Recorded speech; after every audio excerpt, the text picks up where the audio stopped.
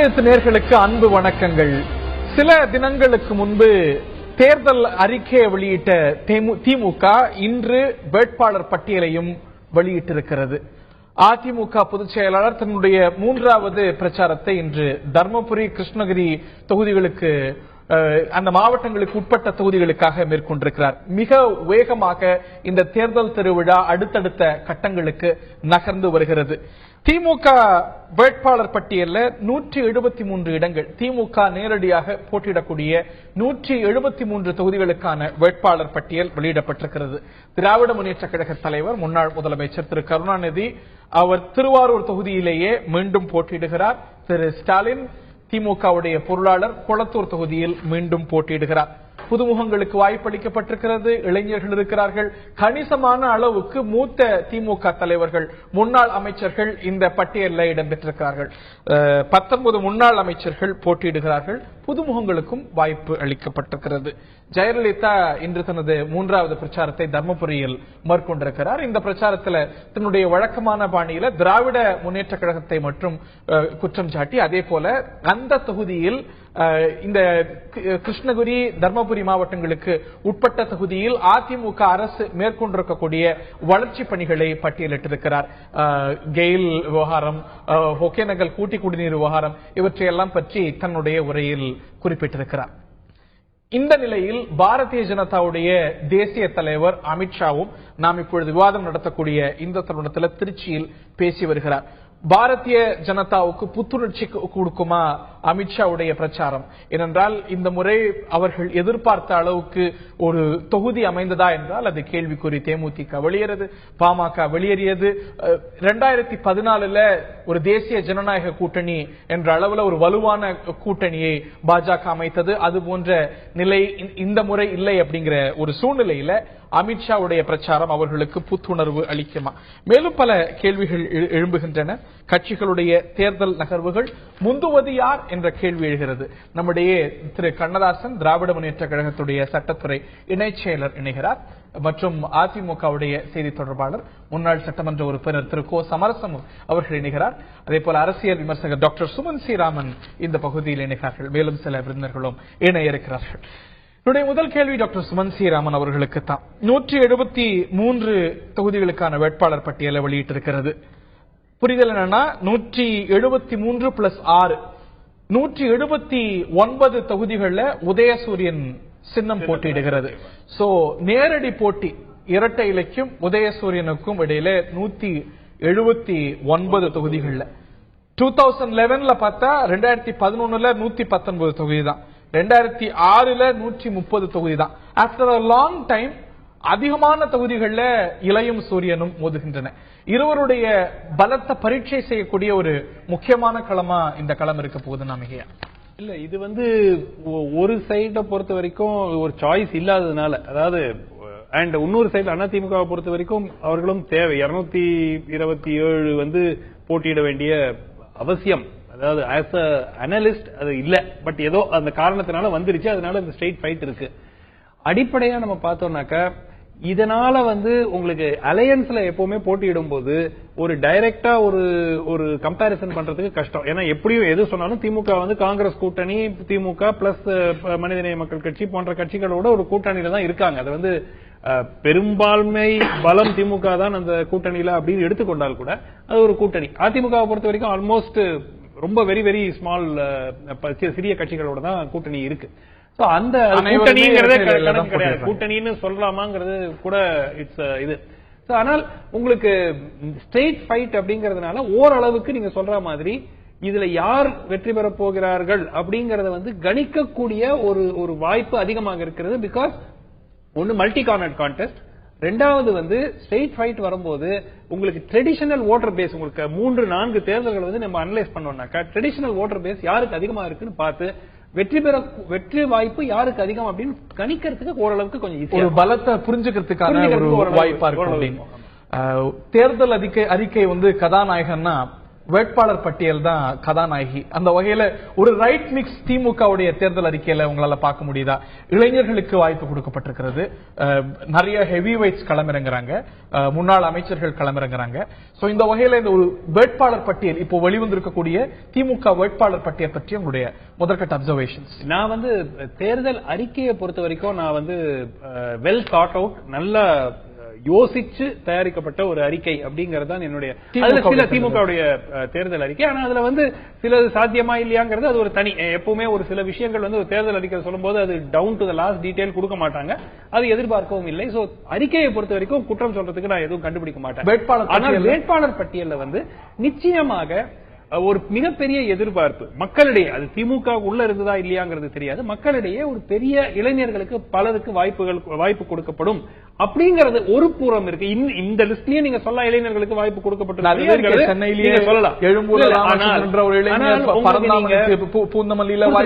இல்ல ஹரி, நான் சொல்றது என்னன்னா உங்களுக்கு அடிப்படையாக ஒரு பெருந்தலைவர்கள் அடுத்த தலைமுறைக்கு வழிவிடுவார்கள் அப்படின்னு ஒரு எதிர்பார்ப்பு நிச்சயமாக பல மாதங்களாக அது பேசப்பட்டிருக்கு.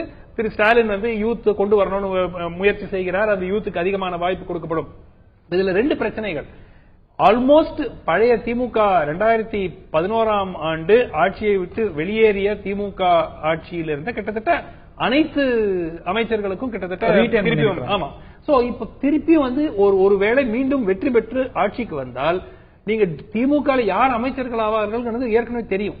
இதுல பலர் வந்து கிட்டத்தட்ட 20 ஆண்டு காலம் 25 ஆண்டு காலமாக மூத்த அமைச்சர்கள் அதிமுகவுடைய பட்டியலையும் நீங்க வைக்கலாம். அதிமுக புதியவர்கள் நிறைய பொன்னையன், சுந்தரம், நயினார் நாகேந்திரன், இந்த மாதிரி பலர் மீண்டும் வந்திருக்கிறாங்க. ஜெயக்குமார் மாதிரி அதுலயும் கூட நீங்க சொல்லலாம் பிரெடிக்டபிள். அதுல வந்து கிட்டத்தட்ட ஒரு 49 பேர் அந்த மாதிரி அந்த லிஸ்ட்ல இருக்கிறாங்க. 49ல இருந்து ஒரு பிளஸ் முன்னாடி போட்டியிட்டு அதுக்கப்புறம் வில்டர்னஸ்ல இருந்தவங்க எல்லாம் சேர்த்தீங்கன்னா ஒரு 65-70 பேர் வருவாங்க லிஸ்ட்ல வச்சுக்கோங்க. இதுலயே அந்த மாதிரி தான் இருக்கலாம் நம்பர். தி டிஃபரன்ஸ் ஒரு இவர்கள் வெற்றி பெற்றால் யார் அமைச்சர்களாக வருவார்கள் அப்படின்னு நம்ம பார்த்தோம்னாக்கா திருப்பி அந்த பழைய குரூப் வருவாங்களா, இல்ல ஸ்டாலின் முன்னிறுத்தி புதிய ஒரு இளைஞர்களுக்கு வாய்ப்பு கொடுத்து அவர்களை முன்னிறுத்துவார்களா அப்படிங்கிற ஒரு கேள்விக்குறி இருக்கு. ஏன்னா எப்பவுமே ஏற்கனவே வந்து பேசப்பட்டது என்ன, ஓல்டு கார்டுக்கும் யங்கர் கார்டுக்கும் திமுக ஒரு கருத்து வேறுபாடு இருக்கிறது. ஏன்னா இளைஞர்கள் வந்து முதியவர்கள் அவங்களுக்கு வழிவிடணும் அப்படிங்கிற ஒரு எதிர்பார்ப்புல திமுக இருக்காங்க, பரவலா பேசப்பட்ட ஒரு விஷயம். அது முழுமையாக இன்னைக்கு நடந்திருக்கா அப்படின்னு ஒண்ணு. இல்ல, I was honestly I was expecting இன்னும் ஒரு கிரேட்டர் ரெப்ரசன்டேஷன் ஃபார் யூத். புதுமையான அம்சம் ரெண்டாவது இன்னொரு விஷயம் பாத்தீங்கன்னா இந்த இளைஞர்கள் அப்படின்னு நம்ம கேட்டகரைஸ் பண்றோம் இல்லையா, அதுலயும் பெரும்பாலானங்கிறது நான் சொல்ல முடியாது, ஏன்னா ஃபுல்லா list we have to go through. But பல இளைஞர்கள் யாருன்னு பாத்தீங்கன்னா தந்தை வந்து முன்னாள் அமைச்சரா இருக்காரு, இல்ல அந்த மாதிரி அவங்களுடைய பிள்ளை மகன் மகள் மருமகள் இந்த மாதிரி வந்து வாரிசு இல்லாத, நாம் படிச்ச வரைக்கும் இன்னும் நிறைய பார்க்க வேண்டியிருக்கிறது, வாரிசு இல்லாத இளைஞர்கள் கணிசமான பேர் இருக்காங்க. ஆனா வாரிசுகளாகவும் இருக்கிறாங்கிறது தான் பிரச்சனையே தவிர வாரிசு இல்லாமல் இருக்கிறார்கள் வரவேற்கத்தக்க ஒரு விஷயம். ஏன்னா மிகப்பெரிய வித்தியாசம் வந்து உங்களுக்கு திமுக அதிமுக வந்து பெரும்பாலான இந்த வாரிசுகள் பெரிய அளவுல வந்து ஆதிக்கம் செலுத்தாத ஒரு கட்சியாக அதிமுக மக்கள் பாக்குறாங்க. வேற முடியுமாங்கிற கேள்வி இருக்கு. 2014 தேர்தலில் டாக்டர் ஜெயவர்தனுக்கு வாய்ப்பு, அந்த மாதிரி ஒரு 5 எம்பி சொல்லுங்களேன், fathers are MP are sons are MP are MLA. அடிப்படை வித்தியாசம். இந்த முறை திமுக ஒரு மாற்றம் செய்யப்பட்டு பெரிய அளவுல இளைஞர்களுக்கும் புது முகங்களுக்கும், அதாவது கட்சியில அப்பா மினிஸ்டரா இருக்காரு, அப்பா எம்எல்ஏ இருக்காரு, இல்ல அந்த மாதிரி ஒரு பேக்ரவுண்ட் இல்லாதவர்களுக்கு வாய்ப்பு எவ்வளவு கொடுக்கப்பட்டிருக்கு அந்த லிஸ்ட் ஒரு டீடைலா படிச்சா நமக்கு தெரியும். திரு கண்ணதாசனுடைய முதற்கட்ட அப்சர்வேஷன், சில கிரிட்டிசிசம்ஸ் வந்திருக்கு, அதற்கும் நீங்க பதில் சொல்ல விரும்புவீங்க. அவர் சொல்லக்கூடிய விஷயம் என்னன்னா, திரு ஸ்டாலினுடைய டச் இருக்கும், நிறைய சர்ப்ரைசஸ் இருக்கும், நிறைய இளைஞர்களுக்கு, நிறைய பெண்களுக்கு, இந்த மாதிரி முந்தைய திமுக வேட்பாளர் பட்டியலிருந்து வேறுபட்டதாக இருக்கும். அப்படிங்கும்போது பெரிய வித்தியாசம் இல்ல அப்படிங்கறது அவருடைய அப்சர்வேஷன். To you disagree? இல்ல, நிச்சயம் கிடையாது. அதாவது ஒரு வேட்பாளர்கள் ஒரு இயக்கத்தை வழிநடத்துவதற்கு அல்லது அவங்க லெஜிஸ்லேட்டிவ் அசம்பிளியில வந்து ரெப்ரசென்ட் பண்றதுக்கு அதற்கு தகுதி வாய்ந்தவர்கள் ஒரு பேலன்ஸா தான் போட முடியும். முழுமையாக இளைஞர்கள் என்றால் கூட இப்ப பாத்தீங்கன்னா சிவிஎம் அண்ணாமலையருடைய பேரன் வந்து சிஎம்பி எழில்னு ஒரு பையன் போட்டிருக்கிறாங்க. எங்கே காஞ்சிபுரம் வழக்கறிஞர்.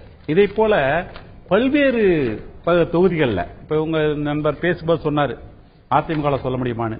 கடலூர் மாவட்டத்தில் அண்ணன் தம்பி 2 பேரை பக்கத்து தொகுதியிலே போட்டுக்கிறாங்க ஒரே குடும்பத்திலிருந்து அதிமுக. அதே போல அவர்களும் அங்கு முன்னிறுத்த முடியாதவர்கள், அப்பா வரலன்னா புள்ள, இதெல்லாம் நடந்துகிட்டு தான் இருக்குது. ஆனால் வெளியே தெரிவதில்லை. அதுதான் ஆடுது. திராவிட முன்னேற்ற கழகத்தை மட்டும் இந்த குற்றம் சாட்டுகள் வைக்கப்படுது என்று சொன்னால் வாரிசுகள் கணிசமானோருக்கு வாய்ப்பு இல்லைன்னு சொல்லுவீங்களா? இல்ல, அதாவது எதுக்கு சொல்ல வரேன் கேளுங்க.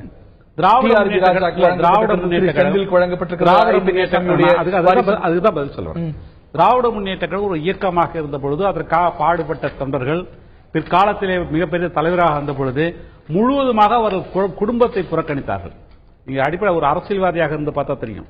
அந்த குடும்பத்தை புறக்கணித்தவர்களுக்கு வீட்டில் அவங்க இருக்கும்போது இயல்பாக அவங்களுடைய பிள்ளைகளும் அரசியல் ஈடுபடுவது என்பது ஒரு வழக்கமான ஒன்று. அதன் அடிப்படையில் திண்டுக்கல்ல நீங்க குறிப்பா சொல்றீங்க. திண்டுக்கல் மாவட்டத்தில் அவர் ஐ பெரியசாமி ஆத்தூருக்கும் பழனியில செந்தில்குமார் கொடுத்திருக்காங்க. கடந்த தேர்தலில் மரியாதைக்குரிய ஐ பெரியசாமி 54,000 வாக்கு வித்தியாசத்தில் வெற்றி பெற்றார் ஆத்தூர் தொகுதியில். அதே அவர் திண்டுக்கல் பழனி தொகுதியில மிக சொற்ப வாக்குகளில் 1200 வாக்குகளில் தான் செந்தில்குமார் தோத்தார். இப்படி அந்த பகுதியில் யார் செல்வாக்கு மிக்கவர்களோ அவர்கள் வெற்றி என்பதுதான் ஒரு இலக்காக இருக்கும். ஆக இந்த சமயத்தில் அதெல்லாம் எக்ஸெப்ஷன், அப்படிதான் பார்க்க முடியும். நம்ம அது அப்பா கொடுத்தாங்களா பிள்ளை கொடுத்தாலும் பார்க்க முடியாது. ஆனால் அந்த தொகுதியில் யாருக்கு செல்வாக்கு என்ற அடிப்படையிலும் கட்சிகள் பார்க்கும். அதான் அரசியல் கட்சியுடைய நிலைப்பாடு. இந்த அடிப்படையில் பார்க்கும் பொழுது இந்த வேட்பாளர் பட்டியல் என்பது அவங்க சொன்னாங்க, இந்த தேர்தல் அறிக்கை என்பது ஒரு சூப்பர் கதானம் என்று சொன்னால் இந்த வேட்பாளர் பட்டியலும் மிகச்சிறந்த வெற்றி பெறத்தக்க வேட்பாளர்களை அளித்திருக்கக்கூடிய ஒரு பட்டியலாக தான் நாங்கள் கருதுகிறோம். ரைட். நான் திரு சமரசம் அவர்களுடைய முதற்கட்ட பார்வையை கேட்க விரும்புகிறேன். Your views on this. அதாவது இப்பொழுது திமுக வெளியிட்டிருக்கக்கூடிய இந்த வேட்பாளர் பட்டியல் என்பது ஒரு கம்பெனியில பெரியவங்கெல்லாம் இருந்தா அவங்க இல்லைன்னா இன்னொருத்தர் போடுவாங்க. அப்பா இருந்தாரு மகனை போடுறேன், இல்லை பேரனை பாரு, என் குடும்பத்தில் இன்னொருத்தர் போடுறேன். அது மாதிரி திருக்குவளை முத்துவேலர் கருணாநிதி கட்சியிலிருந்து அது ஒரு வியாபார கூட்டணியாக இருந்து இப்பொழுது அதற்கு போட்டிருக்கிறவங்கெல்லாம் பங்குதாரர். எப்படி சொல்றீங்க? எந்த அடிப்படையில் சொல்றீங்க? எந்த அடிப்படையில் கேட்டாலும் சொல்றேன். எப்ப இருந்து இப்ப ஐ பெரியசாமியோ அவங்க எல்லாம் எவ்வளவு காலமா இருக்காங்க. அவங்கள செஞ்ச தொண்டுகளை விட அவங்க கட்சியில இதை விட அதிக தொண்டு செஞ்சவங்க ஏராளம் பேர் இருக்காங்க. 26 வயது ஜெயவர்தனோட தென்சென்னை தொகுதியில தொண்டு செய்யாதவங்க இல்லையா? அதான் ஐயா, ஒரு தொகுதிக்குள்ள 1-2 வரது அப்படி வரும். நீங்க 1-2 வரதெல்லாம் ஜெனரல்ல சேர்த்துக்கோ. எமர்ஜென்சி வேணும்னு வைக்கிறோமா இல்லையா? இல்லங்க இல்லங்க, ஏற்காடு தொகுதியில யாருக்கு இடைத்தேர்தல் சீட் வழங்கப்படுது? யாருக்கு வழங்கப்படுது? இல்ல வெளியாடுக்கா? இல்ல இடைத்தேர்தல் வந்தா எல்லாரும் செய்யறது. அது தயவுசெய்து இல்ல, இது விளையாட்டுக்காக நான் சொல்லுங்க. இடைத்தேர்தல் என்று வந்தால் யார் இருந்தாங்களோ அவங்க இருந்துட்டாங்கன்னா அந்த குடும்பத்தில் தேடுறது முன்னுரிமை ஃபர்ஸ்ட். இல்ல அப்புறம் மற்றவங்க. அது எங்க எழுதப்பட்டிருக்கா? அந்த தொகுதியில் இருக்கக்கூடிய மற்ற கேண்டிடேட்ஸுக்கு ஏன் இல்ல? பிறகு எழுதப்பட்டிருக்கதா இல்லைங்க, அது ஒரு மரபு. சங்கரன் கோயில் அப்படிதான் கொடுக்கப்பட்டதா? அது அங்க இல்ல அந்த மாதிரி நபர். இப்போ யாருமே இல்ல அங்க கட்சியில. அந்த நபர் அந்த மாதிரி இல்ல அங்க. இல்ல உங்க கட்சியில வாரிசுக்கோ மனைவிக்கோ கொடுத்தா அதுக்கு ஒரு நியதி சொல்றீங்க, எக்ஸப்ஷன்ங்கிறீங்க. அவங்க கட்சியில சொல்லும் போது கம்பெனி லிமிட்டடுங்கிறீங்க. சார் நீங்க தயவு செய்து நீங்க இத பாருங்க. நீங்க திராவிட முன்னேற்ற கழகம் எடுத்து வச்சுங்க, எந்த காலத்துல வச்சுக்கணும் சரி. அதாவது எம்ஜிஆர் அங்கிருந்து பிரிஞ்சு பிற்பாடு அது ஒரு கம்பெனியா தான் நடத்தது. முரசொலி மாறல் எப்ப உள்ள நுழைஞ்சாரோ அப்ப இருந்து அது ஒரு குடும்ப லிமிடெட் கம்பெனி இருந்ததுனால அவர் அந்த மாதிரி சொல்றாரு. ஏங்க அது நீங்க அது சொன்னீங்கன்னா நான் எதிர்த்து பேசினா வேற. நீங்க கம்பெனிங்க பிரைவேட் லிமிடெட் கம்பெனில இருக்கீங்க, நான் சொல்றேன் அவ்வளவுதான். இல்லைங்க அது அது அது அப்படி ஒரு இதுக்கு நீங்க சொல்லவே முடியாது. இது குடும்ப கட்சி. அது நீங்க சொல்லலாம், நாங்க சொல்லக்கூடாதுன்னு என்ன அர்த்தம்? இது இல்லைங்க, நீங்க சொல்லுங்க, ஆதாரம் சொல்லுங்க. தாராளம். இப்ப நீங்க பேசி முடிச்சோம், நான் சொல்றேன். சொல்லுங்க. அதாவது நீங்க பாத்தீங்கன்னா ஒரு ஜனநாயக அமைப்பு என்று ஒன்று இருக்கும் எல்லா கட்சியிலையும். அந்த ஜனநாயக முறை அந்த கட்சியில் இருக்கா? ஒரு அமைச்சரை நீக்குவதும் சேர்ப்பதும், ஒரு மாற்ற நீக்குவதும் சேர்ப்பதும், எதற்காவது மக்களுக்கு விளக்கம் சொல்லிருக்காங்க. கட்சியில பரவாயில்ல, கட்சியில விளக்கம் சொல்லிருப்பாங்க. ஒரு அமைச்சரை சேர்க்கிறது கூட நீக்குவதற்கு கூட என்ன விளக்கம் சொன்னாங்க? அப்படி ஒரு கம்பெனியில ஷேர் ஹோல்டர்ஸ் எடுத்து தூக்கி போடுற மாதிரி தான் இருக்குது. சீஃப் மினிஸ்டர் எப்ப அமைச்சர் மாற்றப்பட்டாலும் எந்த கட்டத்திலையும் அமைச்சர் மாற்றப்பட்ட போது, அமைச்சரவை மாற்றப்பட்ட போது இந்த காரணத்துக்காக இந்த அமைச்சர் இந்த இலாக்கா போனார். திமுக ஆட்சியோ அதிமுக ஆட்சியோ சொல்லப்பட்டதில்லை. இந்த ஆட்சியில் அடிக்கடி மாற்றப்பட்டது நீங்க சொல்றீங்க. இப்ப கூட செந்தில் பாலாஜியோ இல்லாட்டி நத்தம் விஸ்வநாதனோ தொகுதி மாறினாங்க. எதற்காக தொகுதி மாறினாங்க? அவங்களுக்கு செல்வாக்கு போச்சு அப்படின்ற விமர்சனத்தை திமுக பிரமுகர்கள் இன்னைக்கு திமுகவுடைய முன்னாள் அமைச்சர்கள் ஒரு வலுவான தலைவர்களா பார்க்கப்படுபவர்கள் தொகுதி மாறலையா அப்படிங்கிற கேள்வி இருந்திருக்கிறது. தாமோ அன்பரசன் மாறி இருக்கிறார், ரகுபதி மாறி இருக்கிறார், சொன்னேன் பொன்முடி மாறி இருக்கிறார். உள்கட்சியை பத்தி நான் பேசல. நான் பேசுறது அமைச்சரவை என்பது மக்களுக்கு சட்டப்பேரவைக்கு பதில் சொல்ல கடமைப்பட்டது. ஏன்னா மேண்டேட் மக்களுக்கு ஆள்வதற்காக.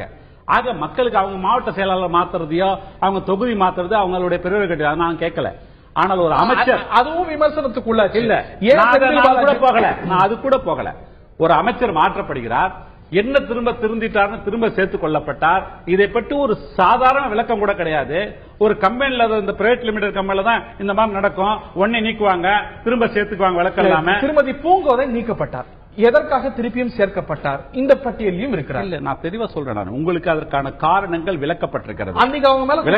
விளக்கப்பட்டிருக்கிறது. அது என்னன்னு கேட்டீங்கன்னா அவங்க ஒரு என்ன குற்றச்சாட்டு என்று கேட்டால் யாரோ ஒருத்தவங்களா பரிந்துரை செய்தார் உறவினருக்கான குற்றச்சாட்டு. அதுக்கு விளக்கம் அளிக்கப்பட்ட பிறகு அது உண்மை குற்றவாளி யார் என்று தெரிந்த பிறகு சேர்க்கப்பட்டார். ஆனால் இங்க அந்த மாதிரி ஏதாவது ஒரு விளக்கம், என்ன காரணத்திற்காக நீக்கணும், என்ன காரணத்தாக திரும்ப சேர்த்துக் கொண்டோம், இதுதான் கம்பெனியில் நடக்கிறது. அவர் அதை ஞாபகத்தில் வச்சுட்டு திராவிட திரு கே டி ராகவன் நம்முடைய இணைகிறார். திருச்சியிலிருந்து பாரதிய ஜனதாவுடைய மாநில செயலாளர். அவரை நிகழ்ச்சிக்கு அன்போடு வரவேற்கின்றோம். திரு அமித்ஷா தமிழ்நாட்டுக்கு வந்திருக்கிறார். அவருடைய இந்த விஜயம் என்ன தாக்கத்தை ஏற்படுத்தும் என்ற கேள்விகள் எழுந்திருக்கின்றன. நான் அவர்கிட்ட வரேன். திரு சமரசம் கோஹல், அதாவது இதை பத்தி விமர்சனம் இவ்வளவு செய்யறாங்க. அவர் வழக்கறிஞர். செந்தில் பாலாஜி நீக்கப்படுகிறார், அவருடைய கட்சி பதவி போகுது. திரு சி வி சண்முகமோ செங்கோட்டையனோ அமைச்சரவை பதவியிலிருந்து நீக்கப்படுறாங்க. மீண்டும் வேட்பாளர் பட்டியலில் சேர்க்கப்படுறாங்க. ஏன் நீக்கப்படுறாங்க, ஏன் சேர்க்கப்படுறாங்க? அதாவது இப்ப இவர் பதில் இதற்கு ரொட்டிக்கு புட்டதெல்லாம் தடம், ரொட்டிக்கு புத்ததெல்லாம் தடம். அவர் வழக்கறிஞர். எது சொன்னாலே அதுக்கு வழக்காடுவார், எது வேணாலும் அது எப்படினாலும் பேசுவார். தெளிவாதான். ஆகையினால நான் உங்களை கேட்கிறேன், இங்க இவர் செந்தில் பாலாஜிக்கும் இவங்களுக்கு மட்டுமே சொன்னா, புரட்சி தலைவர் எம்ஜிஆர் ஒரே நேரத்தில் 10 மந்திரி நீக்கினாங்க. யார் கேட்டாங்க? ஏன் அப்படிங்கிற கேள்வி இயல்பாக திரு எம்ஜிஆர் காலமோ ஜெயலலிதா காலமோ வேற யாருடைய ஆட்சி காலமோ திடீர்னு ஆன் மாசா இவ்வளவு அமைச்சர்கள் போகும்போது ஒரு அமைச்சர் நீக்கி அதே அமைச்சர் சில நாட்கள்லயோ சில மாதங்கள்லயோ மீண்டும் சேர்க்கும் பொழுதோ ஏன் நீக்கப்படணும், ஏன் சேர்க்கப்படணும் அப்படிங்கிற கேள்வி ஒருத்தருக்கு ஒரு பதவி கொடுக்கிறோம். அந்த பதவி அதுக்கு முன்ன அதை பற்றி தெரியாம இருந்தாலும் பதவி கொடுத்த பிற்பாடு அதை பத்தி முழுமையா தெரிஞ்சுக்கணும். சரி, தெரிஞ்சுக்கிட்டு என்ன தலைமை இப்ப இங்க உங்களுக்கு ஒரு பொறுப்பு கொடுத்துருக்காங்கன்னா அதை நீங்க ஒவ்வொரு நாளும் இப்ப ஃபுல்லா தயாராயிட்டீங்க. இதுல தயாராங்கன்னா உங்களை வச்சிருப்பாங்களா? ஒரே அமைச்சர் ஒரே துறைக்கு மீண்டும் மீண்டும் மாற்றி அமைக்கப்படுறாங்க. அதுல அடிப்படையா ஒரு பேசிக் என்னன்னா, திமுக இருக்கட்டும் அதிமுக இருக்கட்டும், ஒரு முதலமைச்சர்ங்கிறவர் ஒரு அமைச்சரை நீக்கிறதுக்கு முழு உரிமை இருக்கிறது அந்த கேபினெட்ல இருந்து. அடிப்படையா பாத்தீங்கன்னா பல காரணங்கள். ஒண்ணு குற்றச்சாட்டு வரலாம், குற்றச்சாட்டின் அடிப்படையில் அவங்க கிளியர் ஆகலாம், அதுக்கு பிறகு அவங்க திரும்பி வரலாம், ஒரு காரணம். ரெண்டாவது மிக முக்கிய காரணம் என்னன்னா அவங்களுடைய எபிஷியன்சி. இப்போ நான் என்ன ஒரு துறைக்கு அமைச்சரா போடுறாங்கன்னா நான் ஒரு 3 மாசம் 6 மாசம் டைம் கொடுப்பாங்க, என்னால சமாளிக்க முடியல. அந்த துறையில பல்வேறு குளறுபடிகள் நடக்கின்றன. அதை கண்டு அறிந்து என்ன அமைச்சர் பதவியிலிருந்து நீக்கிடுறாங்க. நீக்கிட்டு ஒரு ஓராண்டு காலம் நான் ஒரு எம்எல்ஏ ஆக தொடர்ந்து பணியாற்றி அதற்கு பிறகு ஓரளவுக்கு என்ன அவங்களுடைய என்ன சரி இவருக்கு ஓரளவுக்கு ட்ரைனிங் கிடைச்சிருக்கு, இப்ப திருப்பி ஒரு வாய்ப்பு கொடுத்து பார்க்கலாம் ஒழுங்கா செய்யறாரான்னு. இல்ல ஒரு அமைச்சராக இவரால் செயல்பட முடியல அப்படிங்கறதுனால அவர் எம்எல்ஏவும் செயல்பட மாட்டாரு அப்படிங்கிறது ரெண்டும் வேற. நீங்க அமைச்சராக நீங்க ரெண்டு கட்சி திமுக செஞ்சாலும் அதிமுக செஞ்சாலும் அதிமுக சைடு மட்டும் பேசுங்க. என்ன சொல்ல வரீங்க? அப்ரண்டிஸ் ட்ரைனிங் தான் அமைச்சர்களுக்கு. ட்ரைனிங் இல்லைங்க, எல்லா அமைச்சர்களும் 100% எந்த கவர்மெண்ட் ஏதாவது எல்லா அமைச்சர்களும் டோட்டலி எஃபிஷியன்ட்டா வேலை செய்யற ஏதாவது ஒரு மினிஸ்ட்ரி எங்கேயாவது இந்தியால இருக்குமா? இருக்காது. இப்போ ஒரே சமயத்துல அவர் அமைச்சர் பதவியிலிருந்து நீங்கிறாரு, மாவட்ட செயலாளர் உள்ளிட்ட கட்சி பதவிகளும் போகுது, அவரே திருப்பியும் அகாமடேட் ஆகும் போது காரணம், அதாவது அடிப்படையாக மாரலி ஒரு எக்ஸ்பிளனேஷன் கொடுக்க வேண்டியது ஒரு மாரல் ரெஸ்பான்சிபிலிட்டியா இருக்கு. ஆனால் அது வந்து ஒரு என்ன காரணத்துக்காக செய்ததுங்கிறது within the party there is no need for explanation. இது பார்ட்டி கேட்கல, அமைச்சர் கேட்கிறோம். அவங்க நீங்க சொன்ன மாவட்ட பத்தி கேட்கல. அவர் சொன்னார் இந்த மாதிரி அப்ப ஆனந்த் ஒரு அமைச்சர் 3 முறை நீக்கப்பட்டு 3 முறை சேர்க்கப்பட்டார். அவர் என்ன அப்ரெண்டிஸ்ல ஃபெயிலியர் ஆயிட்டாரு. எல்லா அமைச்சர்களும் முதல் முறையாக வரும் அமைச்சர்கள் முதற்கட்ட கருத்து திரு ராகவன் அவர்கள்ட்ட கேட்டுட்டு மீண்டும் ரெஸ்யூம் பேக். இன்று அமித்ஷா திருச்சி வந்திருக்கிறார். 2014 உங்களுடைய தேசிய தலைவர் ஒரு தேசிய ஜனநாயக கூட்டணியை அறிவிக்கும் போது இருந்த எதிர்பார்ப்பும் உற்சாகமும் இன்று அதே அளவுக்கு இருக்குன்னு நினைக்கிறீங்களா? அதே போன்ற ஒரு வலுவான கூட்டணியை அமைக்க முடியல அப்படிங்கிற ஒரு எண்ணம் உங்களுக்கு இருக்காம இருக்கா? திரு ஹரி, பொதுவா தேர்தல்கள் அதனுடைய வெற்றிக்கான சூத்திரம் பல கூட்டணிகள் வைத்திருக்கதால் மாத்திரமே ஒரு கூட்டணி வெற்றி பெறும் என்று சொல்ல முடியாது. நாங்க கடந்த வாஜ்பாய் அவர்கள் ஆட்சி பொறுப்பில் இருக்கும் பொழுது கிட்டத்தட்ட 23 கட்சி கூட்டணி எங்களோட இருந்தாங்க. ஆனால் பாரதிய ஜனதா கட்சி பெற்ற இடங்களுடைய எண்ணிக்கை 182.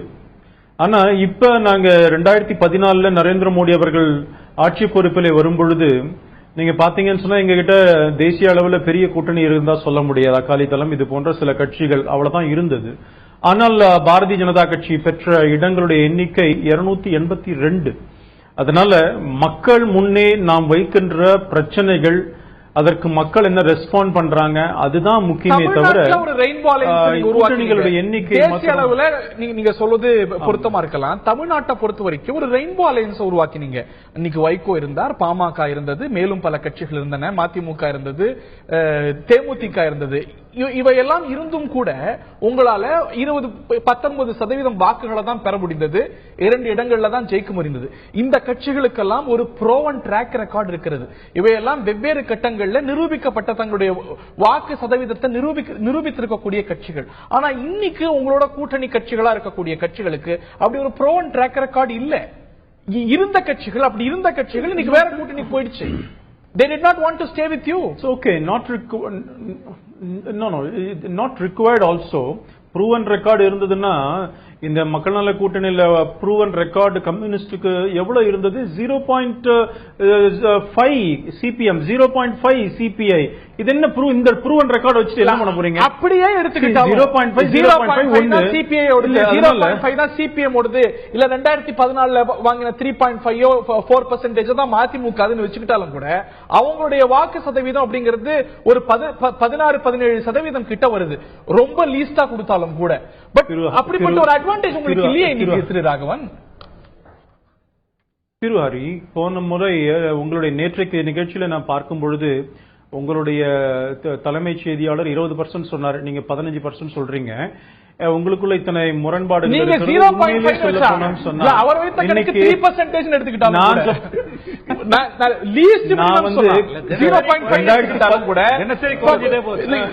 இருக்கிறதுலே கம்மியா பார்த்தாலும் கூட 16 குறையாது. அது லைட்டர் வெயின்ல சொன்னது. Don't take it seriously. நான் சொன்னது என்னன்னு சொன்னா ப்ரூவன் ரெக்கார்டுன்னு சொன்னா ப்ரூவன் ரெக்கார்டு அதான் அந்த கூட்டணி ஒன்னா இருக்குதுன்னு சொல்றீங்க. ப்ரூவன் ட்ராக் ரெக்கார்டு இருக்குன்னு சொல்லும்போது அதை சொல்லி காமிச்சேன், வேற ஒண்ணும் இல்ல. ஆனாலும் கூட வெற்றி இன்னைக்கு இருக்கிறது அனைத்து இந்திய அண்ணா திராவிட முன்னேற்ற கழகத்தினுடைய ஆட்சி, அதற்கு எதிரான மக்களுடைய மனோநிலையை யார் தங்கள் பக்கம் எந்த கட்சி திருப்புகிறது என்பதுதான் முக்கியமான வலுவான கூட்டணி பக்கம் பொறுத்த வரைக்கும் திமுக போன்ற பலமான கட்சிக்கு போகுமா, ஒரு பலமான கூட்டணிக்கு போகுமா? I request you to allow me. Yes. பலம் எது பலவீதம் எதுங்கிறதெல்லாம் மக்கள் முடிவு பண்ணும். சாரி, நீங்க திராவிட முன்னேற்ற கழகத்தை பத்தி இப்ப சொன்னீங்க. யாராவது உடஞ்சி வந்தா அவங்க கூட தான் 2 பேர், இப்ப தேமுதிகல இருந்து வராங்க 2 பேர், அவங்க 2 கொடுக்கறாங்க. இப்ப அது திமுகவுடைய பலவீனத்தை காட்டுகிறது என்று நீங்கள் சொன்னால், இங்க மனிதநேய மக்கள் கட்சியில இருந்து உடஞ்சி வந்த உடனே 2 சீட் அங்க கொடுக்கறாங்க அண்ணா திமுக.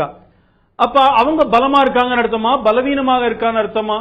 சோ இது பொலிட்டிக்கல் ஸ்ட்ராட்டஜிஸ். இது அதனால இத்தனை கட்சிகள் இருக்கிறது, இத்தனை கட்சிகள் மக்கள் கேள்வி. நீங்க விரும்பி அமைத்த கூட்டணியா? நீங்கள் பாமக அழைத்தீர்கள், தேமுதிக அழைத்தீர்கள், மற்றும் பலர் அழைத்தீர்கள், கடைசியா மக்கள் நல கூட்டணியை சேர்ந்த தமாக அழைத்தீர்கள். அவர்கள் யாரும் உங்கள் பக்கம் வரல. வேறு வழி என்று இந்த நிலைப்பாட்டை நீங்க எடுத்திருக்கீங்க இன்னைக்கு. Mister Hari, I agree. நாங்க தேசிய ஜனநாயக கூட்டணி 2014 இருந்த கூட்டணி தொடர வேண்டும் என்று விரும்பினோம். அதற்கான முயற்சி எடுத்தோம், மறுக்கிறதுக்கு இல்ல. ஆனால் அது பாரதிய ஜனதா கட்சி மாத்திரம்தான் அதை செஞ்சது போல நீங்க சொல்வதுதான் வேடிக்கையாக இருக்கிறது. திராவிட முன்னேற்ற கழகம் நாங்கள் தனியா தான் நிக்க போறோம் தேமுதிக சொன்ன பிறகும் கூட எதிர்பார்த்து காத்திருந்தார்கள். அவங்க ஸ்ட்ராங்கா இருக்காங்கன்னு சொன்னீங்க. அப்ப ஸ்ட்ராங்கா இருக்கிறவங்க ஏன் நான் வரலையான்னு சொல்ற ஆளை பிடிச்சி நான் வருவோன்னு எதிர்பார்க்கிறோன்னு சொல்லணும். சோ இது அரசியல்ல எல்லா சான்ஸும் எல்லாரும் எடுப்பாங்க. எங்களை பொறுத்த வரைக்கும் நாங்களும் முயற்சித்தோம், இல்லைன்னு சொல்லல.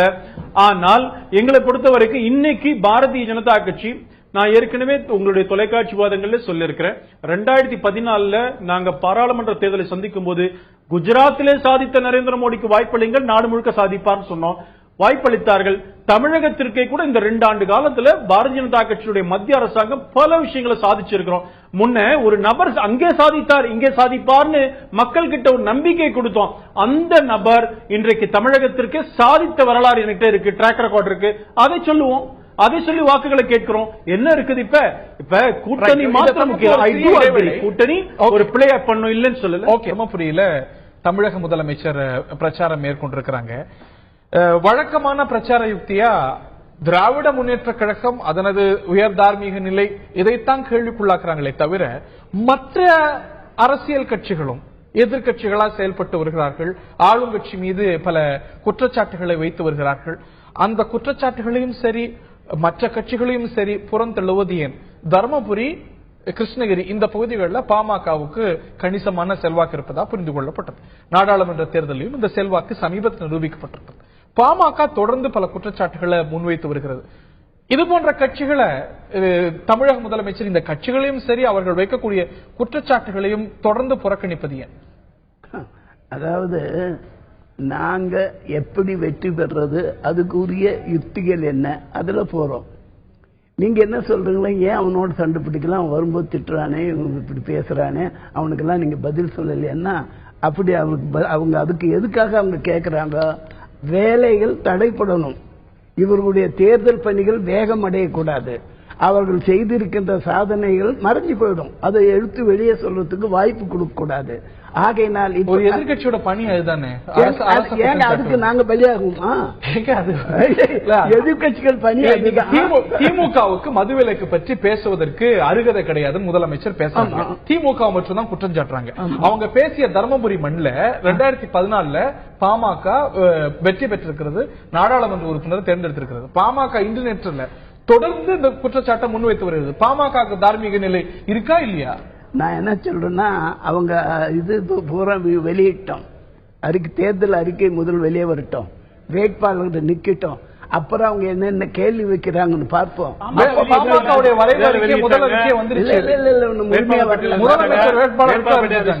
முதலமைச்சர் வேட்பாளர் தான் அது. தோல் இருக்க சொல்லாமலிங்கன்னு ஒரு பழமொழி உண்டு, அந்த மாதிரி அவர் முதலமைச்சர் வேட்பாளர் அறிவிச்சாங்கல்ல. தேர்தல் அறிக்கையும் வழியில வந்துருச்சு. அதுல சென்னையில் இலவச பயணம், இந்த மாதிரி நிறைய அம்சங்கள் இருக்கு.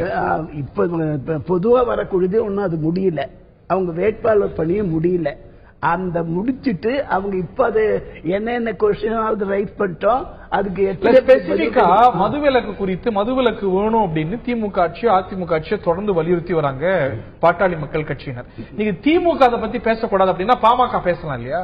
இல்லைங்க, ஏங்க நீங்க நாங்க மாடி வீட்டு மகாலட்சுமி மதி நிறைந்தவனா, நீங்க கோடி வீட்டு கோமல் வழி கோமல் புத்தி அனுபவிக்கணும். புரியல, சட்டசபையில இதே மாதிரி தான் பதில் வருவாங்க. கண்ணதாசன் நல்லவர்னு சொன்னா கெட்டவர்னு அர்த்தம் இல்ல. இல்ல இவங்களுக்கு இல்லன்னா மத்தவங்களுக்கு எதிர்கொள்ளணும் இல்லையா?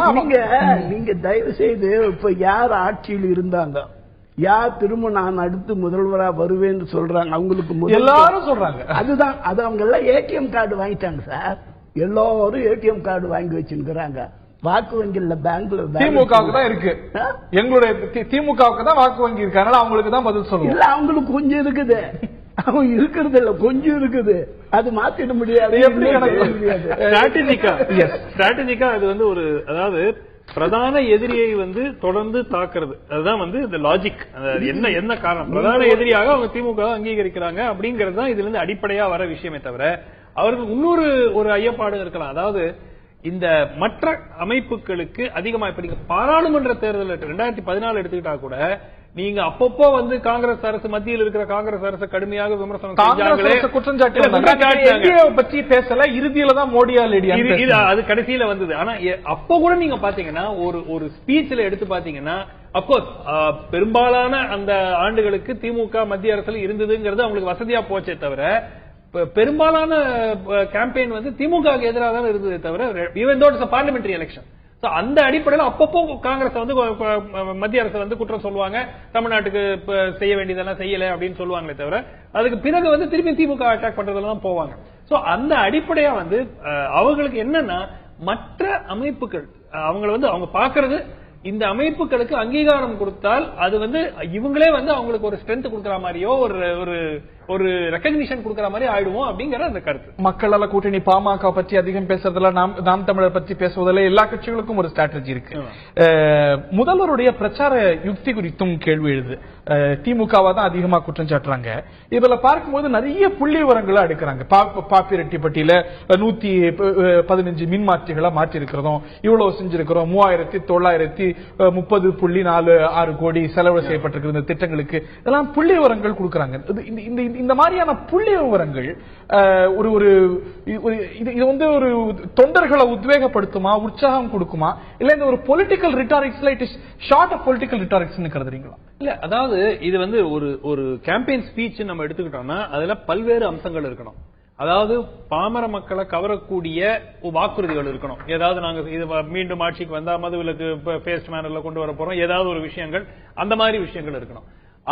அதற்கு தாண்டி அந்த ஸ்டாட்டிஸ்டிக்ஸ் வந்து வெறும் அந்த தொகுதியில் இருக்கிற மக்களுக்காக கூறப்படுவதாக நான் நினைக்கல. அந்த தொகுதியை பத்தி அவங்க சொல்றாங்க. அந்த தர்மபுரியில பேசினாக்க பாப்பிரெட்டிப்பட்டியோ அரூரோ பெண்ணாகரமோ அந்த சுத்து வட்டாரத்தில் இருக்கிற பகுதிகளை பத்தி அவங்க பேசலாமே தவிர அது அந்த ஆடியன்ஸ் வந்து டிவியில பாக்குற அனைத்து மக்களுக்கும் போறதுக்காகத்தான் அது கூறப்படுகிறது. சோ ஒவ்வொரு இடத்துல போகும்போது இந்த தொகுதிக்கு நாங்க இதை செஞ்சிருக்கோம், அந்த தொகுதிக்கு 25 நாள் தொண்டனையும் ஓட்டரையும் இந்த ஒரு பாப்பிரெட்டி பெட்டிலேயோ இல்லாட்டி தர்மபுரியிலயோ செய்யப்பட்டிருக்கக்கூடிய இந்த ஒரு ஸ்பெசிபிக்கான அம்சங்கள் என்ஃபியூஸ் பண்ணுமா, உற்சாகப்படுத்துமா, இல்லன்னா ஒரு சுவையான பிரச்சாரத்தை எதிர்பார்க்கிறாரா? இல்ல அதாவது உங்களுக்கு ஒரு ரெண்டு ஸ்டைல் தவறுன்னு சொல்ல வரல. அதாவது ரெண்டு ஸ்டைல் இருக்கு. ஒவ்வொரு மாவட்டத்துக்கு போகும்போது அந்த மாவட்டத்துல என்ன செஞ்சிருக்குன்றத சொல்றாங்க, அவ்வளவுதான். சென்னையில பேசினா சென்னையில எத்தனை தொகுதி வந்தாங்களோ அத்தனை தொகுதியில என்ன பண்ணல. அது தவறுன்னு சொல்றாங்க. அந்த தொகுதிக்கு உட்பட்டு சொல்றாங்க. அது தொண்டனையும் மோட்டரையும் உற்சாகப்படுத்தக்கூடியதா அப்படிங்கிறது. உற்சாகப்படுத்தக்கூடியதுனாக்கா சில விஷயங்கள் அடிப்படையாக செய்யப்பட்டிருந்தால் அது வந்து நிச்சயமாக அவங்களுக்கு ஆமாமா. இப்ப உதாரணத்துக்கு கோவை போன்ற ஒரு நகரத்துக்கு போய் மின்வெட்டு வந்து குறைக்கப்பட்டிருக்கிறதுன்னு சொன்னா நிச்சயமா அது ரெசனேட் ஆக போகுது. உடனடியாக அவங்க பார்க்க போறாங்க, ஆமாங்க முன்னாடி எல்லாம் அவ்வளவு கஷ்டப்பட்டோம் குறைஞ்சிருச்சு மின்வெட்டு, அந்த அளவு ரெசனேட் ஆகும். ஆனா நீங்க ட்ரிவியல் சின்ன விஷயங்களை வந்து நீங்க ஹைலைட் பண்ணாக்க பெரிய அளவுல அது ரெசனேட் ஆகிறதுக்கு ஆகுமா அப்படிங்கிறது. முதலமைச்சர் தன்னுடைய பிரச்சாரத்துல சொல்லும்போது இந்த ஆடியன்ஸ் ரியாக்ஷன் வரும்போது அவங்க சொன்ன விஷயம் ஒரே வரியில எதிர்க்கட்சி ஜெயலலிதா எதுவும் செயலன்னு சொல்லிட்டு போயிடுவாங்க, அதனால சிலவற்றையாவது பட்டியலிட வேண்டிய கட்டாயம் எனக்கு இருக்கு. நிச்சயமா ஸ்டாட்டிஸ்டிக்ஸ் வந்து நீங்க சொல்லிக்கிட்டே இருந்தீங்கன்னா some of it will register. சிலதாவது வந்து உள்ள மனசுக்குள்ள போயிடும். ஒண்ணு. ரெண்டாவது அந்த தொகுதியில இருக்கிற மக்களோ அந்த பொதுக்கூட்டத்தில் இருக்கிற மக்களுக்கோ அது கூறப்படுவது இல்லை. அது தமிழ்நாட்டில் அனைத்து மக்களுக்கும் கூறப்படுவது. இப்போ ஒரு கேம்பெயின் ஸ்பீச் வந்து நம்ம தர்மபுரி கேம்பெயின் ஸ்பீச்ச விருதுநகர்ல இருக்கிறவங்க பார்க்கலாம், கன்னியாகுமரியில் இருக்கிறவங்க பார்க்கலாம். சோ அடுத்த நாள் வந்து அவங்க வேற இன்னொரு இடத்த விருதாச்சலத்தை போய் பேசுறது. பாப்பிரெட்டியில செய்யப்பட்டிருக்கக்கூடிய இத்தனை மின்மாற்றிகளுக்கான திட்டங்கள் வந்து விருதுநகர்ல இருக்கிறவங்களுக்கு என்ன பயன்? பயன் இல்லை. அதாவது ஒரு பாயிண்ட் என்னன்னா அரசு இந்த அரசு 5 ஆண்டு காலத்துல சரியாவே செயல்படல அப்படிங்கறத எதிர்கட்சிகளுடைய குற்றச்சாட்டு. குற்றச்சாட்டு. அந்த குற்றச்சாட்டை தினமும் ஒரு நாள் விட்டு ஒரு நாள் வந்து பேசும்போது அது பிளண்ட் ஆகிறதுக்கான வாய்ப்பு. எனக்கு சில கேள்விகள். நண்பர் என்ன சொன்னா, ஒரே பொய்யை திரும்ப திரும்ப சொன்னா அது உண்மையாயிட்டு சொல்றாரு. எது பொய்? இல்ல நான் சொல்றேன், அவருக்கு அவர் சொன்ன ஒண்ணு மட்டும் சொல்றேன். நானு ரொம்ப ஒரு தெளிவா ஒரு கருத்தை சொன்னார். அப்படியே போகிற போக்குல கோயம்புத்தூர்ல போய் மின்வெட்டு இல்லன்னு சொன்னா எத்தனை கம்பெனி அங்க மூடி கிடக்குன்னு நீங்க பாருங்க. கோவை மாவட்டத்துல போய் இங்க உட்கார்ந்து சொல்ல, கோவை மாவட்டத்தில் இந்த ஆட்சியில மூடப்பட்ட தொழிற்சாலைகள் எத்தனை, வேலை வாய்ப்பு எழுந்தவர்கள் எத்தனை புள்ளிவரம் இருக்குது. புள்ளிவரம் சொல்லட்டும், இவங்க புள்ளிவரம் சொல்லட்டும், பரவாயில்ல. இன்னொன்னு அரைத்த மாதிரியே அரைக்கிறாங்க. ஒண்ணு, இந்த மதுவிலக்கை பத்தி ஒரு கதை அவங்க சொல்லி வச்சிருக்காங்க. எல்லாருக்கும் தெரியும், திராவிட முன்னேற்ற கழகம் 1971 மதுவிலக்கை கொண்டு வந்து தெரியும். அதுக்கு தளர்த்தியது. அதற்கு முன்பு வந்து பாத்தீங்கன்னா 1937 ஆண்டு மூதறிஞர் ராஜா வந்த பொழுது ஒரு 4 மாவட்டங்களுக்கு மட்டும் கொண்டாந்தார். மற்ற மாவட்டங்கள்ல அங்க மது இருந்தது. அதற்கு பிறகு 1948 ஆண்டு மதுவிலக்கு முழுமையாக கொண்டு வரப்பட்டது. 1971 கொண்டு வரப்பட்ட காரணம் என்னன்னு சட்டப்பேரவை விலக்கி இருக்கிறாங்க. இந்த அம்மா ராஜாஜி பக்கத்துல இருந்து அரசியல் பண்ண மாதிரி நேரா வந்தாரு, காலில் விழுந்தாரு, ஓன்னு மழை பெஞ்சது எல்லாரும் சொன்ன பொய்யே திரும்ப சொன்னாங்க. அது சட்டப்பேரவை விளக்கம் சொல்லியிருக்காங்க. ஆனால் 1974 யார் அந்த மதுவிலக்கை மீண்டும் கொண்டு வந்தது? திராவிட முன்னேற்ற கழகம்.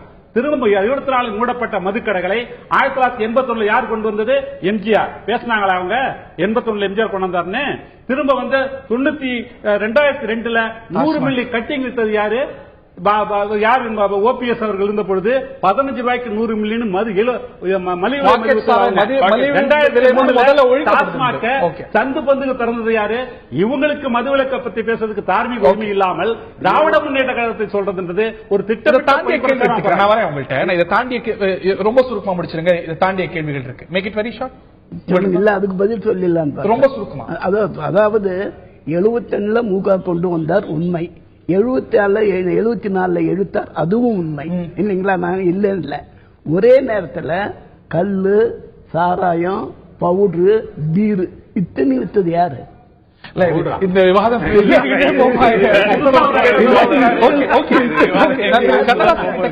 கேள்வி, பெண்களுக்கான 33% இடஒதுக்கீடு பற்றி நீங்களும் பேசுறீங்க, அவங்களும் பேசுறாங்க, பேசாத ஆள் கிடையாது.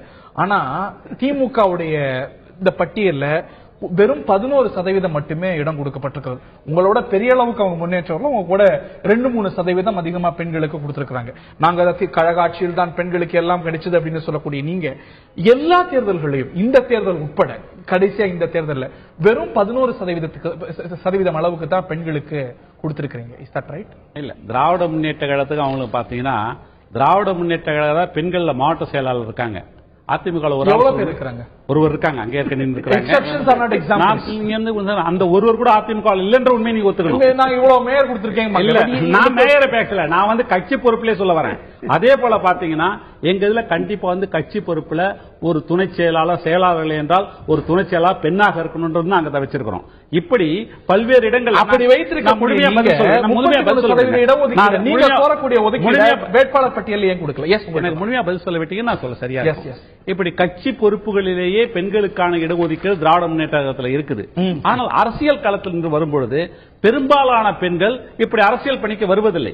இப்படிப்பட்ட சூழலை எங்கெல்லாம் அவர்கள் முன்னெடுப்பாக வருகிறார்களோ அவர்கள் வாய்ப்பு தரப்படுகிறது. முன்னெடுப்பாக வர முடியாத இடத்துல ஆண்களுக்கு வாய்ப்பு தரப்படுகிறது. முன்னெடுப்பாக பெண்கள் அனைவரும் களத்துக்கு வருவார்கள். ஆனால் நிச்சயம் 33% இல்ல 50% உட்பட்டு திராவிட தயார். 11% தான் முன்னெடுப்பு வர்றவங்க தான் பண்ண முடியும். அரசியல்ல வந்து ஒரு பொறுப்புக்கு முன்னெடுக்கிறது, போட்டி அரசியலுக்கு வரக்கூடிய தயாராகக்கூடிய பெண்கள் நம்ம சமுதாயத்தில் உங்களுக்கு தெரியும் மிக குறைவாகத்தான் இருக்கும். அப்படிப்பட்ட குறைவான அடிப்படையில் தான் வராங்களே தவிர வேற ஒன்றும் காரணம் இல்ல. பெண்கள்ல நல்லாவே முன்னுக்கு வராங்க. அவங்க நீங்க கொடுக்கல 33%. அது கொடுத்துட்டு வர 10 மேயர் 6 மேயர் 13-14% தான் கொடுத்திருக்கீங்க உங்களோட வேட்பாளர். இல்லைங்க, இப்ப கொடுத்து இது 50% உள்ளாட்சி ஏன் உங்க வேட்பாளர் பட்டியல வெறும் 13-14%? நீங்க தயவு செய்து ஒவ்வொன்னா பார்க்கணும். மொத்தம் தமிழ்நாட்டில் அவங்க சொல்றது என்ன வித்தியாசம் கேள்வி. திரு கேடி ராகவன் அவர்கள்ட்ட கேட்க விரும்புறேன். மாநில அரசு ஒத்துழைக்கவே இல்லை மத்திய அரசாங்கத்துடைய திட்டங்களுக்கு. இது திரு அமித்ஷா இப்பொழுது தமிழ்நாட்டுக்கு வந்த போது சொல்லியிருக்கக்கூடிய குற்றச்சாட்டு. இந்த குற்றச்சாட்டை ஏன் ஒரு மாதங்களுக்கு முன்பு நரேந்திர மோடி வந்த போது சொல்லல? எதற்காக அன்னைக்கு அந்த விஷயத்துல மௌனம் காத்தீங்க. அன்னைக்கு நீங்களும் நானும் தான் விவாதிச்சோம். அன்னைக்கு இல்லாத தாக்குதல் ஏன் இன்னைக்கு இடைப்பட்ட நேரத்தில் என்ன மாறியது? ஒரு தாக்குதல் இல்லைங்க. அன்றைக்கு டெல்லியில நடந்த ஒரு கூட்டத்தில் பியூஷ் கோயல் அவர்கள் இதை பற்றி பத்திரிகையாளர் சந்திப்பில் ஒரு நிகழ்ச்சியிலயோ கேட்கும் பொழுது சொன்னார். அதுலதான் இது கொஞ்சம் டெவலப் ஆச்சே தவிர அதுக்கு முன்னாடிங்கிறது இல்ல. இன்றைக்கு பியூஷ் கோயல் சொல்லும் தமிழகம் வந்திருந்த போது, கோவை வந்திருந்த போது நீங்களும் நானும் தான் வாதித்தோம். அன்றைய கூட்டத்தில் தமிழக அரசுடைய செயல்பாடு குறித்து பாசிட்டிவாவோ நெகட்டிவாவோ ஒரு வரி பேசல. அதுவும் கட்சி கூட்டம் தான் கோவையில. ஆனா இம்முறை அமித்ஷா பாஜகவுடைய தேசிய தலைவர் அட்டாக்ஸ். இடையில என்ன மாறியது? அன்று ஏன் மௌனம், இன்று ஏன் தாக்குதல்? ஐ திங்க் மிஸ்டர் ஹரி, நீங்க நல்லாவே பல கிளிப்பிங்ஸ் எல்லாம் கூட வச்சிருப்பீங்க. ஐ ரிக்வெஸ்ட் யூ, அமித்ஷா அவர்கள் மறைமலை நகர்ல, சென்னைக்கு அடுத்த மறைமலை நகர்ல பேசின பேச்சு எடுத்து பாருங்க. 2014 I think it is November 30 ஒரு ஞாபகம் எனக்கு. அதை எடுத்து பாருங்க. எஸ் அட்டாக்ட் ADMK, 2 திராவிட இயக்கங்களும் மாற்றப்பட வேண்டியது, தமிழ்நாட்டில இருந்து மாற்றம் வரணும்னு சொல்லி இருக்கிறாங்க. அதனால இது புதுசு இல்ல. இந்த அமித்ஷா அவர்கள் கடந்த முறை வரும்பொழுது கூட அதை சுட்டி காட்டினார்கள். எங்களை பொறுத்த வரைக்கும் இன்றைக்கு வர்றதுனால இன்னைக்கு அமித்ஷா நரேந்திர மோடி கோவை வந்தாரு. தலைமை தாங்கக்கூடிய மத்திய அரசுக்கு தமிழக அரசு ஒத்துழைப்பு கொடுக்கலன்னு ஏன் சொல்லல? அன்று ஏன் தமிழக மக்களுக்கு பாஜகவிற்கு கூட அந்த கட்சி கூட்டத்தில் அவர் தெளிவுபடுத்தல? Why is Amit Shah doing it now? இடையில என்ன நடந்ததுன்னு கேட்பாருங்க. Amit Shah I disagree with you. Amit Shah 2014 நவம்பர்லயும் பேசினாரு, இன்னைக்கும் பேசுறாரு. இது ஏதோ நேற்றுக்கு பாராட்டிட்டு இன்னைக்கு மாத்திர விஷயம் இல்ல. நீங்க ஒரு நிமிஷம், அன்னைக்கு சொல்ற இருங்க. பிரைம் மினிஸ்டர் அந்த காலகட்டத்தில் எது தேவையோ அதை பேசியிருக்கிறார். அதிமுக அரசாங்கத்தையும் கூட குற்றம் சொல்லி இருக்கிறோம். இந்த அரசாங்கத்தினுடைய தோல்விகளை சொல்லி இருக்கிறோம் மக்கள் கிட்ட. இது போன்ற கட்சி தமிழ்நாட்டில் மண் மிஸ்டர் ஹரி, நீங்களே அதெல்லாம் ஒண்ணு இல்லைங்க. நீங்க இப்ப கூட ஒரு கேள்வி கேட்டீங்க. நீங்க ஏன் செல்வி ஜெயலலிதா ஏன் அவங்களை அட்டாக் பண்ண மாட்டேங்கிறாங்கன்னு. யார அட்டாக் பண்ணணும்னு பத்திரிகைகள் முடிவு பண்ண முடியாது. கட்சியினுடைய தலைமை செய்ய முடியும். அது குறித்த கேள்வி எழுவது இயற்கை. அதுக்கு தான் நாங்க இருக்கோம். ஹரி, மிஸ்டர் ஹரி, நாங்க முதல்ல இருந்தே தெளிவா சொல்லி இருக்கிறோம்.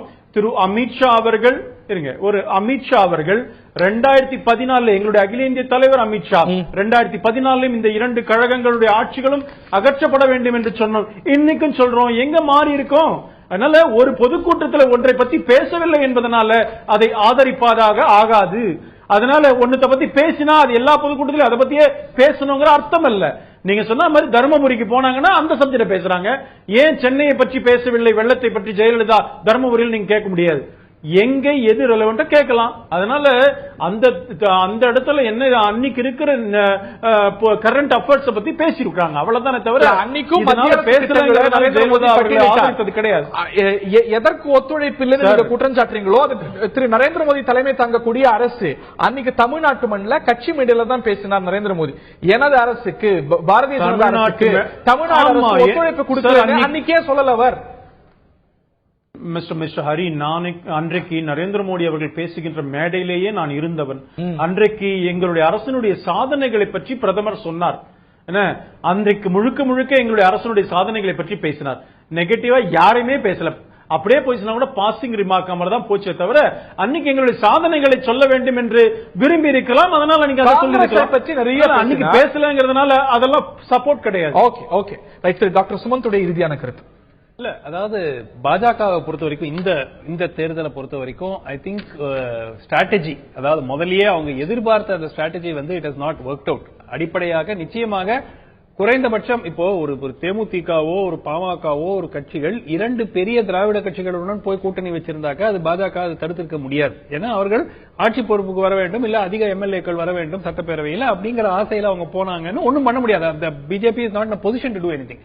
ஆனால் 2 பெரிய திராவிட கட்சியையும் அப்பாற்பட்டு சென்று இது ஒரு 3வது ஒரு கூட்டம். ஏன்னா கம்யூனிஸ்ட் கட்சிகளோ திரு வைகோவோ ஒரு திரு திருமாவளவன் அவர்களுடைய கட்சியோ எல்லாமே சேர்ந்தா கூட பாஜகவோட ஒரு 5 மடங்கோ 6 மடங்கோ பலமான கட்சிகள் அல்ல. பாஜகவும் மக்கள் நல கூட்டணி ஒரிஜினலா இருந்த மக்கள் நல கூட்டணி, அதுக்கப்புறம் தேமுதிக சேர்றாங்க, அதுக்கப்புறம் தமாக சேர்றாங்க, வேற விஷயம். பட் அதுக்கு முன்னாடி இருந்த மக்கள் நல கூட்டணியில் இருந்த கட்சிகள் வலுவான ஒரு கட்சிகள் 20% ஓட் ஷேர் இருக்கிற கட்சிகள் கிடையாது. சோ பாஜக நிச்சயமாக ஒரு எதிர்பார்ப்பு இருந்திருக்கலாம். அந்த 2014 இருந்த தேசிய ஜனநாயக கூட்டணியை மீண்டும் இந்த தேர்தல்ல அப்படியே தக்க வச்சு கொண்டு தேர்தலுக்கு போறதுக்காக ஒரு எதிர்பார்ப்பு இருந்திருக்கலாம். இன்று தனிமைப்படுத்தப்பட்டதுங்கிறது நிச்சயமா ஸ்ட்ராட்டஜி வைஸ் அது வந்து ஒரு பின்னடைவு. அது எப்படி அவங்க சந்திக்க போறாங்கன்னு பொறுத்து தான். இந்த அப்சர்வேஷன் உடன்படுறீங்களா? தனிமைப்படுத்தப்பட்டிருக்குன்னு இறுதியான சுருக்கமான கருத்து ஹாப்பி இந்த ஷோ திராகம். நான் அதுதான் சொல்ல வரேங்க. நான் திரு சுமந்த் ராமனுக்கு ஒரு விஷயம் சொல்ல வரேன். ஹரியானால போன 5 வருஷத்துக்கு முன்னாடி தேர்தல் நடந்தது. we secured only 9%. இப்ப நடந்த தேர்தலில் 37% ஓட்டு வாங்கினோம். தேர்தலை மாத்திரம் நீங்க அங்க இருக்கிறாங்க திரு சமரசம் இருக்கிற கண்ணதாசன் இருக்கிறாங்க, எல்லா அரசியல் தெரிந்த அத்தனை பேர்த்தையும் கேட்டு பாருங்க. அப்படிதான் நீங்க அசஸ் பண்ணவே முடியாது. இன்றைக்கு எங்களுக்கு பலமே நரேந்திர மோடியோடைய சாதனைகள். சென்ட்ரல் கவர்மெண்ட்ல நாங்க 2011 சந்திக்கும் போது தனியா எதிர்கட்சியா இருந்தோம். இந்த தேர்தலில் கூட்டணி விருப்பம் தானே நான் மறுக்கப்படாமல் நான் முதல்ல சொன்னேன். மிஸ்டர் சுமந்த் ராமன், நான் முதல்ல சொல்லிட்டேன், தேசிய ஜனநாயக கூட்டணி 2014 தேசிய ஜனநாயக கூட்டணி தொடர வேண்டும் என விரும்பினோம். அதற்காக முயற்சி செய்தோம். நான் மறுக்கலையே. அதுதானே போல சர்ப்ரைசஸ் நடக்க போகுதா? யாரும் எதிர்பாராத இந்த ஒரு ட்ராக் ரெக்கார்ட்ஸ் எல்லாம் மீறிய வாக்கு சதவீதம் கட்சிகள் பெறப்போகின்றனவா? ஒரு மாற்று சாத்தியமாக போகிறதா? இல்ல அதிமுக திமுக சார்ந்த ஒரு இருதுருவ போட்டியாகத்தான் இந்த களம் தொடர்ந்து இருக்க போகிறதா? இதெல்லாம் தெரிந்து கொள்ளக்கூடிய நாள் நோக்கித்தான் நான் நகர்ந்து கொண்டு வருகிறோம். இன்னைக்கு திமுகவுடைய தேர்தல் வேட்பாளர் பட்டியல் வந்திருக்கிறது. ஜெயலலிதா 3வது பிரச்சாரத்தை மேற்கொண்டிருக்கிறார். மற்ற கட்சிகளும் பாமக அடுத்த கட்ட பட்டியல் வெளியிட்டிருக்கிறது, தேமுதிக அடுத்த கட்ட பட்டியலை வெளியிட்டிருக்கிறது. ஆக இந்த ஒரு களம் தேர்தல் திருவிழா விறுவிறுப்பாக அடுத்தடுத்த கட்டங்களுக்கு நகர்ந்து வருகிறது. தொடர்ந்து நடக்கக்கூடிய விஷயங்களை நாம் பொறுத்திருந்து உன்னிப்பாக கவனிக்க வேண்டும். நிகழ்ச்சியில கலந்து கொண்ட விருந்தினர்கள் அனைவருக்கும், பார்த்த நேயர்களுக்கும் நன்றி.